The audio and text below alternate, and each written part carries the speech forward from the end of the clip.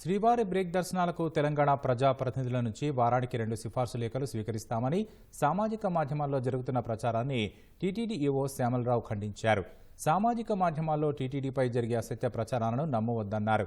ఇక online, offline కింద ప్రస్తుతం కేటాయించే శ్రీవాణి దర్శన టికెట్ల కోటాను ఎట్టి పరిస్థితుల్లోనూ పెంచే ఉద్దేశం లేదని ఈవో తేల్చి చెప్పారు. ఇటీవల తెలంగాణ మాజీ మంత్రి శ్రీనివాస్ గౌడ్ తిరుమలలో చేసిన వ్యాఖ్యలపై న్యాయ సలహా కోరామని, నివేదిక ఆధారంగా చర్యలు తీసుకుంటామన్నారు. గత ప్రభుత్వ హయాంలో శ్రీవారి పరకామణిలో జరిగిన దోపిడీ కేసుకు సంబంధించి విజిలెన్స్ అధికారులు విచారణ పూర్తి చేశారని, త్వరలో నివేదిక అందజేస్తారని చెప్పారు.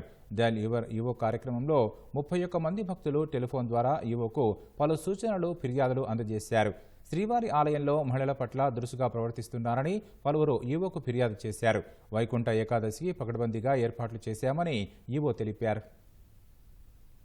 వైకుంఠ ఏకాదశి సందర్భంగా 2025 జనవరి 10 నుంచి జనవరి 19వ తారీఖు దాకా అన్ని రకాల ఏర్పాట్లు కూడా భక్తులకు ఎటువంటి అసౌకర్యం కలగకుండా చేస్తున్నాము.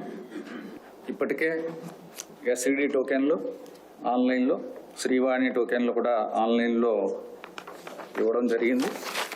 ఎస్ఈడి టోకెన్లు 1,40,000, శ్రీవాణి టోకెన్లు జనవరి 10న 1,500, మిగిలిన రోజుల్లో 2,000 టికెట్లు రోజుకి ఇవ్వడం జరిగింది. దాతలు కూడా ఆన్లైన్లో దర్శనం చేసుకున్న వాళ్ళకి ఎస్ఈడి క్యూ లైన్ ద్వారా దర్శనానికి అనుమతించడం జరుగుతుంది. ఒక ముఖ్యమైన విజ్ఞప్తి ఏంటంటే, టోకెన్లు ఉన్న భక్తులకు మాత్రమే దర్శనానికి అనుమతి ఇవ్వడం జరుగుతుంది.